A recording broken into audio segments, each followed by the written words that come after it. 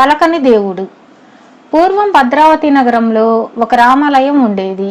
ఆ ఆలయంలో గల శ్రీరాముడు అపూర్వమైన మహిమలు గల దేవుడు. ఆయన తన పూజారి ద్వారా భక్తుల సందేహాలను తీర్చేవాడు. వారికి కలగబోయే కష్టాలను తొలగించేవాడు. ఒక్కొక్కసారి దేవుడి కంఠం స్వయంగా మాట్లాడేది.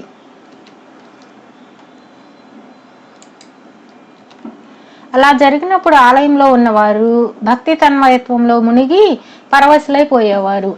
ఈ ఆలయానికి ఆంజనేయ స్వామి అనే ఆయన పూజారిగా ఉండేవాడు. ఆయనను ప్రజలు హనుమంతుడి అవతారంగా భావించి పూజలు చేసేవారు. భద్రావతి రామాలయం పేరు ప్రతిష్టలు దేశ దేశాలా వ్యాపించడం వల్ల ఎక్కడెక్కడి నుంచో ప్రజలు స్వామిని దర్శనం చేసుకునేందుకు వచ్చేవారు. ఈ యాత్రికుల మూలంగా భద్రావతి నగరం కూడా ఆర్థికంగా బాగుపడి ఒక మహానగరంలా తయారైంది. ఇలా ఉండగా పూజారి అయిన ఆంజనేయ స్వామికి జబ్బు చేసి కొద్ది రోజులకు శ్రీరామమూర్తిలో కలిసిపోయారు. ఆలయానికి మరొక పూజారిని ఏర్పాటు చేయవలసి వచ్చింది. ఇందుకు గాను సత్యపాలుడు అనే యువకుడిని నియమించారు. సత్యపాలుడి పసితనం నుంచి కూడా గొప్ప రామభక్తుడు. అతనికి రామనామ సంకీర్తన తప్ప మరొక యావే లేదు. అదిగాక అతనికి అర్చన చేసే పద్ధతి కూడా బాగా తెలుసు. అందుచేత సత్యపాలుడు రామాలయానికి అర్చకులు కావడం అందరికీ నచ్చింది. అయితే ఒక పెద్ద ప్రమాదం జరిగింది. సత్యపాలుడు అర్చకుడైనది మొదలు స్వామివారు మౌనం దాల్చారు. ఎప్పట్లాగా భక్తులు వచ్చి దేవుణ్ణి రకరకాల ప్రశ్నలు అడుగుతూనే ఉన్నారు. కానీ వారికి ఏ సమాధానాలు చెప్పాలో స్వామివారు తన అర్చకుడికి చెప్పలేదు. స్వామివారి కంఠం వినిపించడం అనేది మొదలే లేకుండా పోయింది. ఈ మార్పు చూసి సత్యపాలుడు చాలా ఆవేదన పడ్డాడు. స్వామి, నా వల్ల ఏమి అపచారం జరిగింది? నువ్వెందుకు పలకవు? మౌనం వహించకపోతే నన్ను శిక్షించరాదా అని అతను దేవుణ్ణి ఎన్నో విధాల వేడుకున్నాడు. అప్పటికీ శ్రీరామచంద్రమూర్తి పలకనే లేదు. సత్యపాలుడు నగరంలోని పెద్దలతో, ఇంత మహిమ గల దేవుడు మౌనం వహించాడంటే తప్పు నాలోనే ఉండి ఉండాలి అన్నాడు.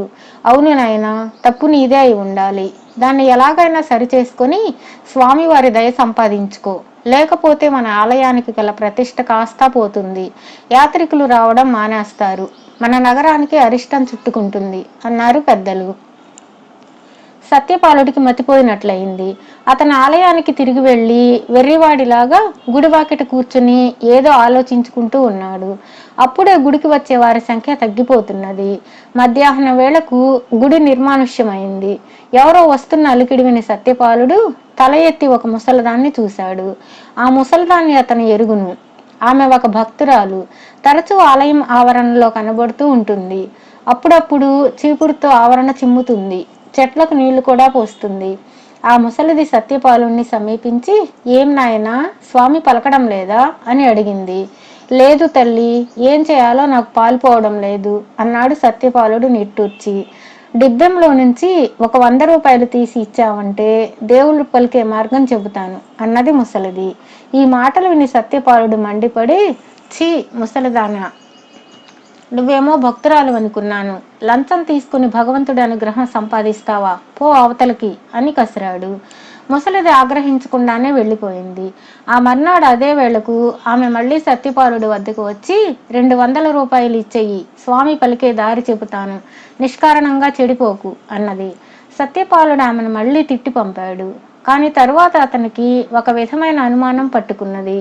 భగవంతుడు తనని ఈ విధంగా పరీక్షిస్తున్నాడేమో, ఈ ముసలిదానికి లంచం ఇవ్వడం స్వామి దృష్టిలో తప్పు కాదేమో. ఈ అనుమానం మనసులో పడడం వల్ల 3వ నాడు ముసలిది రాగానే, అవ్వా, నువ్వు కోరినది ఇస్తాను, స్వామివారి పలికే మార్గం చెప్పు అని ప్రాధేయపడి అడిగాడు. డిబ్బెంలో నుంచి 300 రూపాయలు తీసి ఇవ్వు అన్నది ముసలిది. సత్యపాలుడు అలాగే చేసి, ఏం చేయాలో చెప్పు అన్నాడు. మూర్ఖుడా, నీకు గడ్డాలు మీసాలు రానట్టే బుద్ధి కూడా పెరగలేదు. ఇంతకాలము పలికినది ఎవరనుకున్నావు? నేను ఆంజనేయ స్వామి కలిసి భక్తులకు కావలసినవన్నీ చెప్పాం. విగ్రహం వెనుక భూమిలో ఒక చిన్న మాళిగ ఉన్నది. అందులో నేను దాక్కుని మాట్లాడుతూ ఉంటాను. నన్ను కనిపెట్టి ఉన్నావంటే నీకు కూడా అలాగే సహాయం చేస్తాను అన్నది ముసలిది. సత్యపాలుడి హృదయం నీరు కారిపోయినట్టయింది. నీతో నాకు పని లేదు, వెళ్ళు అని ముసలిదాన్ని పంపేసి సత్యపాలుడు అప్పటికప్పుడే గుడి నుంచి బయటకు వచ్చేసి ఎటో వెళ్ళిపోయాడు. ముసలిది చెప్పిన మాటలతో అతనికి రాముడి మహిమలోను, ప్రజలను వంచే పూజారులలోను, ఆలయాల్లోనూ పూర్తిగా నమ్మకం పోయింది. అతను భద్రావతి నగరంలో ఎవరితోనూ చెప్పకుండా వెళ్ళిపోయి దేశ దేశాలు తిరిగాడు. ముష్టి ఎత్తి కూలి పని చేసి ఏదో విధంగా పొట్టపోసుకుంటూ అనేక నెలల పాటు దేశ సంచారం చేశాడు. అయితే భద్రావతి వదిలాక అతను ఒక్క గుడిలో కూడా అడుగు పెట్టలేదు. ఒక్కసారి కూడా దేవుణ్ణి స్మరించనే లేదు. 2 ఏళ్లు గడిచింది. ఒకనాడు చీకటి పడి సత్యపాలుడు ఒక గ్రామంలో ఉన్న సత్రానికి చేరాడు. అతను సత్రం అరుగు మీద చేరి విశ్రాంతి తీసుకుంటూ ఉండగా సమీపంలో కొందరు మనుషులు భద్రావతి రామచంద్రమూర్తి మహిమను కొనియాడుతూ ఉండడం అతని చెవుల పడింది. అతను ఆశ్చర్యంతో వారిని సమీపించి, అయ్యా, భద్రావతి రామచంద్రమూర్తి నిజంగా మహిమగల దేవుడేనా అని అడిగాడు. అలా అడుగుతావేం నాయనా? భద్రావతి రాముడి మహిమ తెలియని మనుషులు కూడా ఉన్నారా? మరి కొత్త పూజారి వచ్చాక స్వామి మహిమ చెప్పతరం కాకుండా ఉన్నది. అతను వచ్చిన కొద్దిలోనే ఆలయంలో ఉండే ముసలిది గొంతుకు రూపాయి అడ్డం పడి చనిపోతుందని దేవుడు పలికాడు. అక్షరాల అలాగే జరిగింది అన్నాడు మాట్లాడే వారిలో ఒక బాటసారి. అయితే ఇప్పుడు ఆలయానికి పూజారి ఎవరండి అని సత్యపాలుడు బాటసారులను అడిగాడు. చాలా చిన్నవాడు, పేరు సత్యపాలుడట. అతని ముఖాన ఏమి తేజస్సు అన్నారు బాటసారులు. సత్యపాలుడా? నా పేరు సత్యపాలుడే అన్నాడు సత్యపాలుడు. మసక చీకట్లో బాటసారులు సత్యపాలుణ్ణి పరకాయించి చూసి ఆశ్చర్యం, ఆ మనిషి పేరు పెట్టుకోవడమే గాక మనిషివి కూడా అచ్చంగా అర్చకుణ్ణే పోలి ఉన్నావు అన్నారు. తన ఆలయాన్ని వదిలి వచ్చేశాక తన పేరు గలవాడే తనలాంటి వాడే అర్చకుడుగా ఉండడము, దేవుడు పలుకుతూ ఉండడము తెలుసుకొని సత్యపాలుడు ఇందులో గొప్ప మోసము, గొప్ప మహిమో ఉండి ఉండాలి అనుకున్నాడు. మర్నాడే బయలుదేరి అతను భద్రావతికి వెళ్ళి నేరుగా రామాలయం చేరుకున్నాడు. ఆలయం దగ్గర జనం ఇసుక వేస్తే రాలనంతగా ఉన్నారు. వారిని తోసుకుంటూ సత్యపాలుడు ఆలయం లోపలికి వెళ్ళాడు.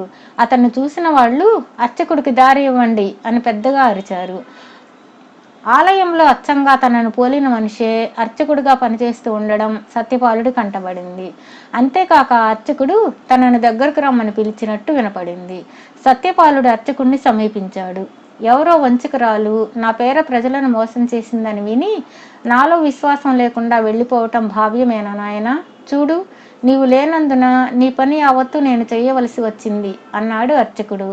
తనతో మాట్లాడుతున్నది శ్రీరామచంద్రుడేనని సత్యపాలుడు గ్రహించాడు. నా అపచారం మన్నించు స్వామి, ఇక విడవకుండా మీ సేవ చేసుకుంటూ ఉంటాను అన్నాడు అతను పూజారితో. నాకు నీ సేవ అవసరం లేదు నాయనా, నాలో విశ్వాసం ఉంచి ప్రజలకు సేవ చెయ్యి అంటూ పూజారి ఒక్కసారి దేదీప్యమానంగా వెలిగి అంతర్ధానమైపోయాడు. సత్యపాలుడు తిరిగి ప్రపంచంలోకి వెళ్ళిపోయాడు. ఆ తర్వాత ఆలయంలో దేవుడి గొంతు విన్నవారు లేరు. క్రమంగా ఆలయాన్ని గురించి ప్రజలు చెప్పుకోవడం కూడా మానేశారు. కాలక్రమాన భద్రావతి రామాలయం శిథిలమైపోయింది.